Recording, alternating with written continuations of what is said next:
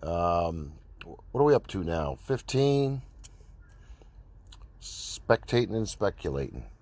And what I'm speculating about, after having spectated a lot and done some research, and, because I think about the people I meet and get acquainted with, and eventually maybe even get to know.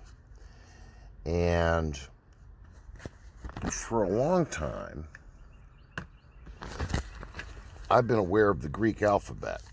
And today I'm going to be talking about these personality or affect types.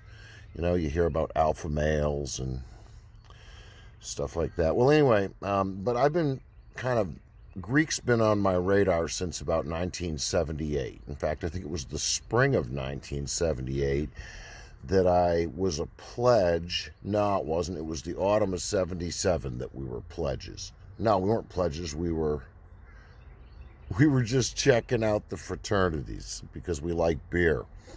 But anyways, I ended up pledging to Sci-Fi Delta, which I think that's great. Sci-Fi, come on now. And was an honorary Zoomie after there were no more Zoomies. My good buddy Chris and I, we had the title of Zoomie bestowed upon us, which at the time was, I suppose, a bit of an honor. And I lived in a number of different rooms in that fraternity house while going to college. At one point, the house was full, so I rented the stairwell. $80 for a semester, and I outfitted it for privacy and storage, and was able to fit a mattress and a table with a record player on top of it and about 800 albums in there somehow or another, and my musical instruments as well. I had a closet in the hall that I could put other stuff into. But anyways, back to the Greek alphabet. So we had to memorize the Greek alphabet when I was trying to get into sci-fi. And in fact, I can remember one time they took us out behind the fraternity house into the Racket River. This is up in Potsdam, New York, right close to downtown. There's a lovely slow river that runs through that town. And they they had the whole bunch of us. There very nearly 20 of us, I think there were. This is back, baby boomers are still going to college. And there were lots of us. But anyways, they made us get into that Racket River right up to our belt line. And we had to stay in there until one of the guys in the group, John was a wonderful guy. He was huge. And in high school, he was the national champion in the unlimited weight class. Really big dude. Wrists as big as my thighs. You know what I'm talking about? Nephilim stuff. And I can remember that they asked John to recite the Greek alphabet while we're all standing in this river. The water was probably 35 degrees. Any one of us would have had a hard time getting it out. John had a real hard time getting it out. Eventually, they let someone else take a swing at it, and they got through it. And we were able to jump out of the river and run indoors and try to warm up. But anyways, so, since then, it's been 50 years, Whenever I hear something about Greek, it catches my attention. And I was real fortunate at one point. There is a big church here in town. And for many, many years, the father of the executive preacher there, who had once, I believe, been the dean at some theology seminary in Texas back in the day. So he really knew his stuff as much as a seminary can provide. And we used to have lunches together. We used to have lunch together and talk about Clarence Larkin and dispensationalism and Genesis 6. And he was a Sethite and I was a complete no, it couldn't possibly be Seth. And of course, this man was old enough to be my dad. Really nice guy. Really, really enjoyed when I was able to fellowship with him, because it felt like real fellowship. His name was Dewey Griffith. Wonderful man. He went to be with the Lord a couple years ago. as I understand. I didn't hear about it until after it happened. This is many years ago, 10, 15 years ago, I think. 10, 12 years ago that I was doing these lunches with him. And he was a Greek scholar. He knew his Greek. He could read it, he could write it, he could translate it from stuff that was written or carved in stone a long time ago and partially, eroded away or obfuscated, or a piece of the fragments torn off. He could kind of make sense of what was there and it kind of infer what was missing from the edges and things. He was brilliant. And, and people, when I'm studying theology, people are always talking about Greek this and Greek that. And when I'm studying history, they're always talking about Greek this and Greco-Roman that. So Greek's been on my radar. And I don't know, in the last 10 years or so, and I've seen this actually happening, boots on the ground right here where I live in North Carolina, we began to hear about like toxic masculinity. And I'd always heard of an alpha male, and I often thought of, like athletes and extreme sports guys and stuff like that as being alpha males, and certain types of people in management and in administration, in business and stuff, and even in education are like that. They have confidence, they're outgoing, they reach right out for that handshake and knuckle squeeze. They can be pretty dominating. They can be pushy, perhaps with a smile and kind of this forceful my way or the highway. Very often they're charming, as are many narcissists, and narcissism lives a lot in the alpha. And these people are win-oriented. This is after my having gone in and, I started hearing about beta males, and then I heard about the gamma male, and I went, my gosh, how many of these are there? A whole alphabet worth? And by the way, these, they're labels. I'll call them what they are. These Greek letter alphabetic labels for certain kinds of human behavior are really interesting. And I'm not even talking about them because I believe it's true, but I was raised, put yourself in somebody else's shoes, try to look at it through somebody else's eyes. And and I was also, speaking of Greeks, there was one who said, know thyself, right? And the guy who said, we don't see reality, we see the shadow of reality. And I heard those things when I was young.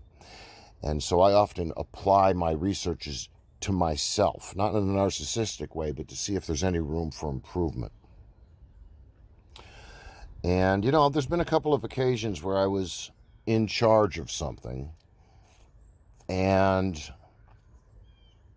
when I have confidence, it's because the preparation has been done.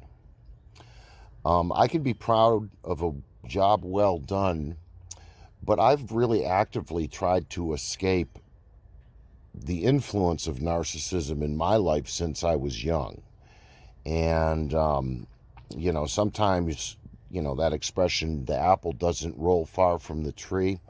Well, as far as, nepotism and pedigree and polite society and old wealth and things like that, and higher degrees and things, defining the person. In some cases, that turns into a pretty ugly narcissism, and I don't like to be like that, although I was trained to be. And I would say that the alpha personality, if we could just put a word in parentheses to say, well, what's an alpha? There's someone who's very focused on fun. Okay, they like to have fun. They like to have long strings of fun. Okay, we move to the next. Oh, by the alpha in Hebrew would be aleph. Okay, now we move to beit, which the Greeks changed to beta, and sort of the one word that I would associate with a beta is somebody who's loyal, kind of submissive in terms of the good employee kind of submissive, you know, the person that knows what they're supposed to do and doesn't, and there's no pushback. It's not like they're weak. It's that they recognize there are times to be the doer rather than the think about it person. A lot of these people are very friendly, very reserved, often shy, conflict avoidant for sure. I met a lot of really sweet teachers that the children loved who were beta types, okay? And they, you know, the kind of gifts that a person might be given, a beta would be getting a double scoop of, you know, a servant's heart. And they're somebody that, they're almost dependent on people who have needs. They love to be in service. These people are very loyal, too. You don't find a lot of betrayal from betas. Thoughtful people. Okay, we'll just move right up the alphabet to Delta now, even though when I wrote it down, I learned about Delta later. It's kind of alarming. You know what? I'll save it. Let's go to Gamma. Gamma, okay?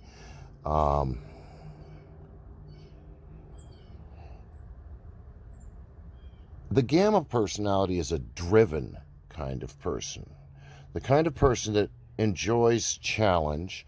And some of these people, a great number of them that I've met, are people that enjoy outdoor activity that is intensive, right? Hiking, canoeing, kayaking, climbing, things you can do at the beach, you know, boogie boards, water skiing, real kinetic people, okay? The Gamma, adventurous, and you literally have to be ambitious in order to achieve success in the adventures that a Gamma might choose to do. They very often create their own path, and I think by extension they're probably really good with a map and a compass, tools like that. I've met some who have a little of the vanity spectrum going on with them, where they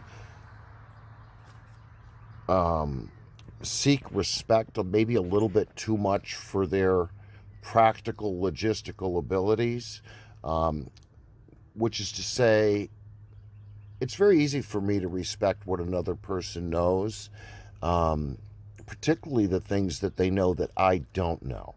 And I think that some Gammas aren't real interested in what someone else's experience-derived wisdom might be on a subject.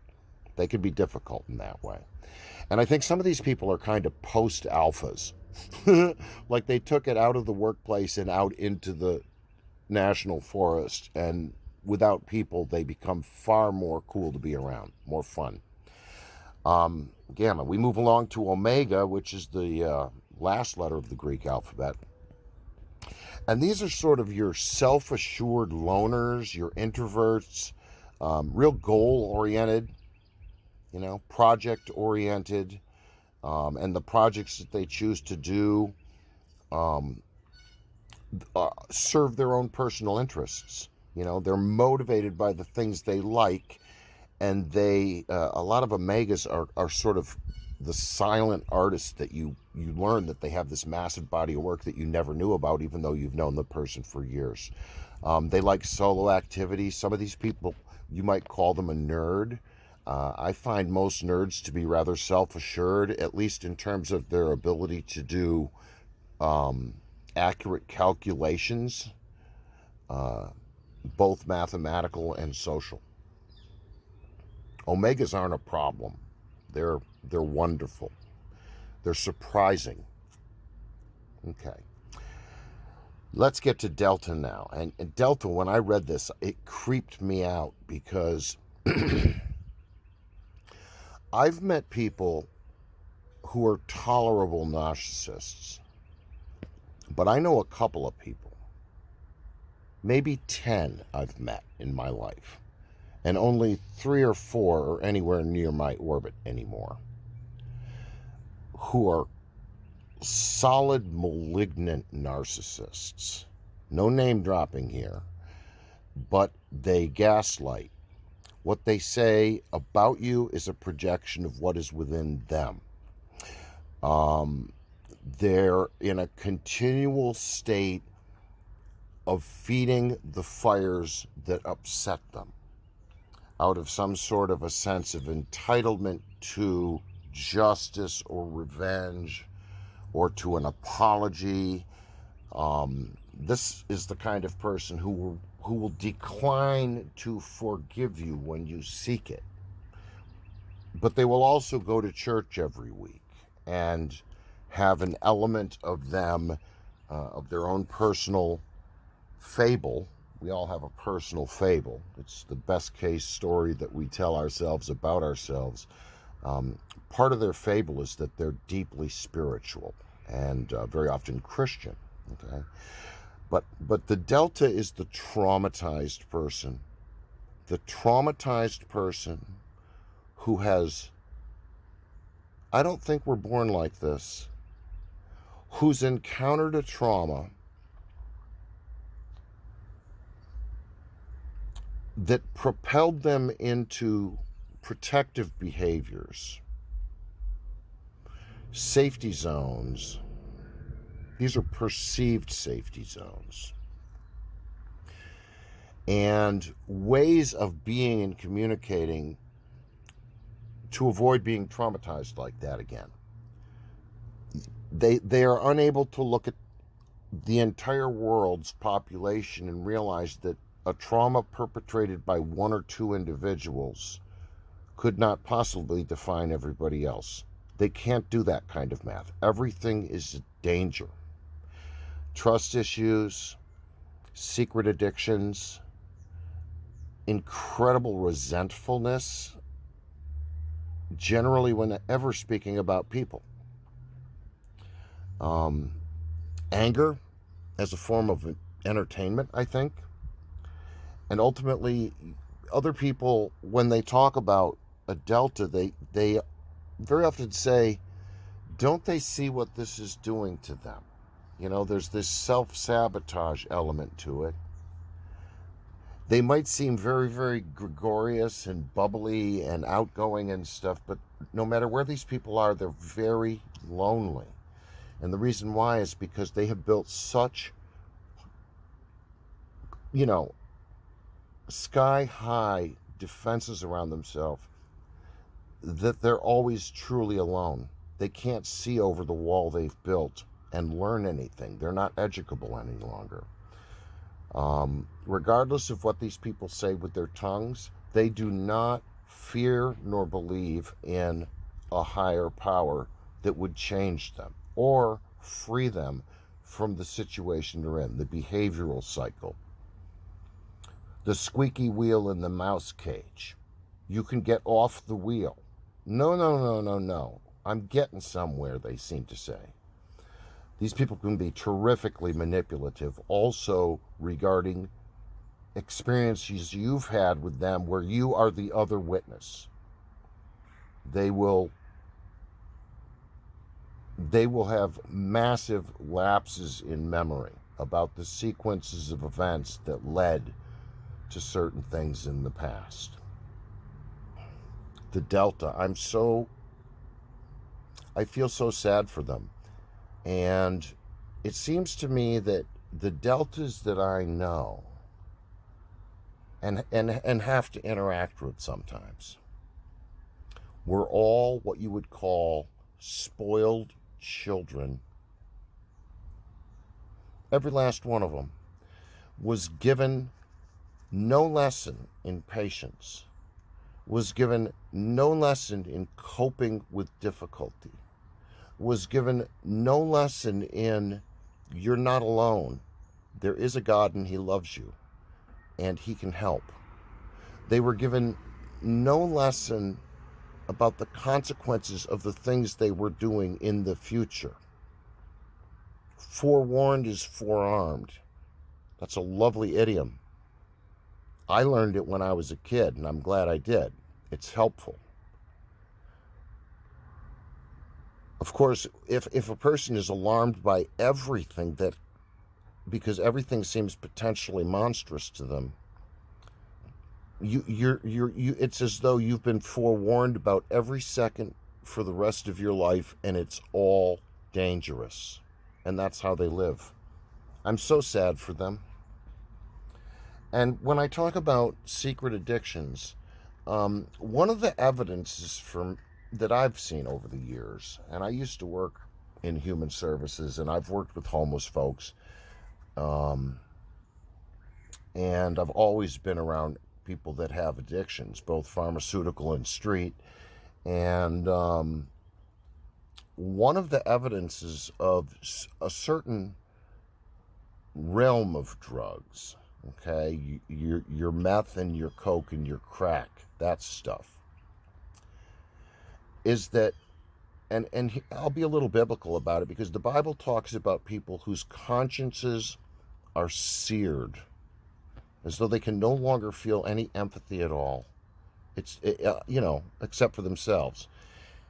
And I've known so many people who came through, and I'm glad that they're not there anymore. They came through many years of cocaine addiction. It all started out just like me in college, joining the fraternity. I liked beer. I liked to be able to crash where I was drinking and stuff, and got carried away. Got real carried away during college into all kinds of altered states of whatever, and I'm really grateful that cocaine and me never worked out. Meth, never done it. Crack, never done it. Heroin, never done it. Morphine, doctors have shot it into me, but, it was never something that I would choose to use. But I've known so many people that have been through cocaine. I know a whole lot of people that are still there, and they would have us think that they're not, but you can see it.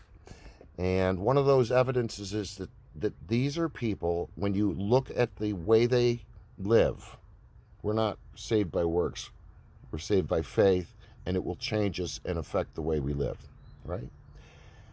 These people have no sense of enough. They don't know what enough is. When they're partying with friends, they're really throwing the drinks back. They are undeterred by not enough cash if they have plastic in their pocket, and they can't do the mental math. We don't have enough right now to do this.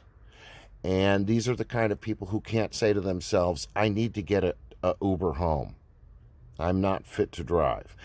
And these are the kind of people whose minor failures, rather than being owned and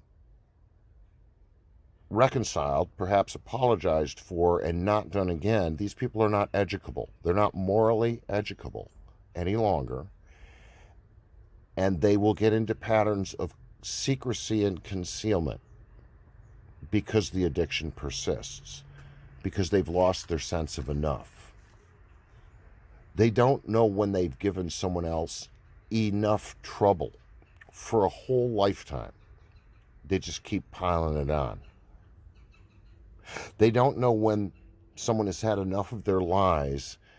They can't remember that their lies have all been refuted. They persist in enjoying the state of grievance and hate. Pray for deltas. I think there's probably one in very nearly every family. They hide well. And I have a family member that the way that this person describes me, in their eyes, I'm a delta. I'm glad no one else says that, but my wife will certainly tell you when I'm being a jerk or a werewolf or a butthead. But she says you're not a delta. Or an alpha, for that matter. No, she said, and I asked her this, and I have a friend that I said, hey, take a look at this list, ask your wife which one you are. And that's what I had done. Those of you that are listening to this, look at the picture here, show that to your partner and ask them which one. Don't listen to the video with them there, okay? Just have them read it and say, which one of those am I? And which one of those do you think I would describe you as being? You might have fun with this. I hope. Unless one of you is a Delta.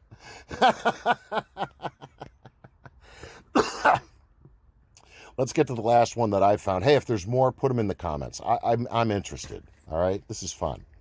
The last is the Sigma, right? The Sigma. There's a mess of videos out there about the Sigma male and even about the Sigma female. And I think my wife found one about a Sigma male marrying a Sigma female and what happens with that. The Sigma, this certainly applies to me, is the kind of person somehow that either has or has developed a certain kind of patience, living in the fourth dimension of temporal, time. And I think that my experience, that's why I would say I'm a Sigma, is that I'm a long game person. I play the long game. I don't do things for the effect, the immediate effect. I don't say something in order to be immediately answered. I don't publish something in the newspaper as an op-ed in order for there to be instantaneous change. It's not my style. I play the long game, right? Like if a mustard seed's worth of faith can bloom into eternal salvation, right? And if all things that work together with God's will in mind are going to be propelled toward success, propelled through human error, I think the long game is kind of an Old Testament mindset that I'm comfortable with. And I became comfortable with it. This is going to sound a little weird, and I'm not going to go into it at all, but I had a head injury, a closed head injury in 1996 that changed the way I perceive time a little bit. And, now 30 years later, good. Thank you. Thank you for the head kick. They say that Sigmas are persuasive. Maybe as a teacher, I was able to persuade kids to think about and learn and try things that would make them better communicators and more literate or more able to comprehend the world around them, right? A good teacher's persuasive. A good preacher's persuasive. All politicians are persuasive whether they're evil or not. A lot of Sigmas are aloof. And when I was a young man in, like high school, going to parties and stuff, I had a reputation for disappearing. My friends would be like, when did you leave? And I'm like, I don't know, 10:30? Really? I was there till midnight. No, I was gone by then. What happened? I said, I went home. What, were you going to get sick? No. I was done, I've always been someone who can turn on his heel, pivot, and go. When I think of someone who is aloof, I don't think of them as being like standoffish and, sitting in the corner being rotten or anything like that. No. Someone who is aloof, look, if you're standing near a horned animal that's bigger than you, you better be aloof, right? I think that a lot of Sigmas don't wait for permission or approval before they do a good thing. They just simply do it. If they perceive a thing as needing to be done, they do it. It took me a long time to learn this. It was having kids that really helped, right? Those of us that had parents that nagged on us about chores and stuff when we were kids, I'm not so sure they were doing it right. They should have taught us that chore is fun by demonstrating how fun it can be. It took me a long time to figure that out.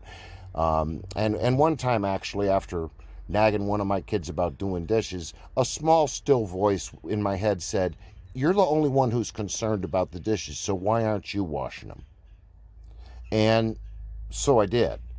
And then I realized that I'm pretty good at that, and I'm fast at it, and that I kind of don't mind doing it. And at this point, my wife says I'm OCD about dishes. Like if there's a dirty dish, even at somebody else's house, ask my friends, I do their dishes for them. It's not like I'm trying to, earn kudos or anything like that. I don't know. It's kind of like one of the things I'm supposed to do. This is, Brett, you're the dishwasher. Just go wash people's dishes. And they say that Sigmas play by their own rules, and I'm pretty sure I do. And a sign of playing by your own rules is that you'll have a small circle of friends, right? And for me, I get a lot accomplished when I'm by myself. I do. I don't get much accomplished at all when I'm talking and there's somebody standing there, or when they're talking and I'm standing there. Very little gets accomplished through talking, right? So there's your alpha, beta, gamma, omega, delta, and sigma personality types. One of my friends thinks he's a sigma, but I would disagree. And I think some of my friends would say, no, these people couldn't possibly be friends of mine, but there are people that I've been around and had to associate with for durations, who would like to think of themselves as alpha, right? They've got the beard, they've got the military / law enforcement haircut, even though they never served. They got the, they've got the Carhartt stuff. They got the whole costume on, country music looking thing. They're scared of horses, but they're wearing a cowboy hat, and they're not alphas. They're playing alpha charades. I know a lot of people like that. And I suppose that you might, if you met a gamma who wasn't outdoorsy, you might mistake him for an omega or a beta. It just depends. I think we jump to conclusions about people. And that's why I'm saying ask your spouse, right? Somebody that knows you and whom you know, and jump in here. And it's kind of fun. You're going to find a little bit of each of these, hopefully not too much delta in you, but where you find, yeah, that one's me, it's pretty likely it is, if you're not the kind of person that likes to delude yourself, okay? So anyways, my phone battery's kind of going down a little bit here, so I'm going to turn off this audio and conclude another half hour of spectating and speculating.